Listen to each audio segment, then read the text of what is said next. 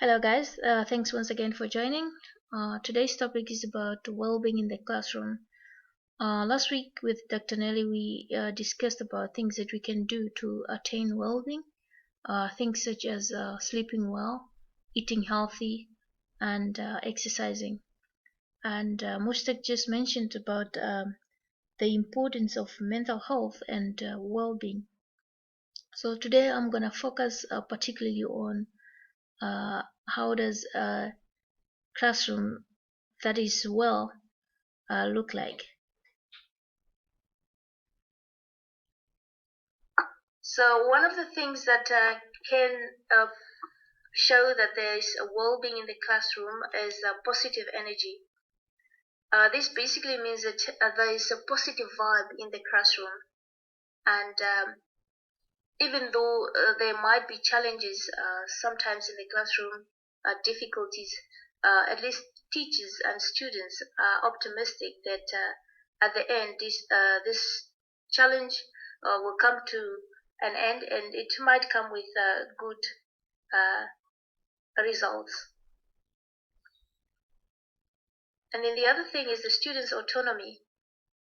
This is really crucial, and it basically means that students should be involved in decision making regarding their learning and also implementation of the decisions that have been made. So if for example there is something that student willing to share in the classroom, they should be given that platform to share, and without feeling otherwise like they don't have that responsibility to contribute to the learning and what's happening in the classroom or even outside for that matter. And then also a well-being classroom involves being open. So that means that there should be students and also teacher, they should be open-minded, in a sense that students should be open to share how they feel about situations, and they should be feeling secure uh, in sharing what they want to share without feeling charged, or a sense of rejection. So there must be openness in the classroom. And then effective communication. This is very crucial, and effective communication really entails listening skills, which is like active listening. As teachers and students converse, there should be clarity, clear communication, and if students do not understand, they should be able to seek clarity.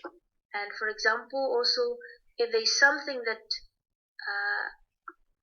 of a concern in the classroom, students should be saying that in an assertive manner. The same goes with the teachers. And also, if there are conflicts within the classroom, it should be solved in an amicable way and in an effective way that is conducive to all the parts involved.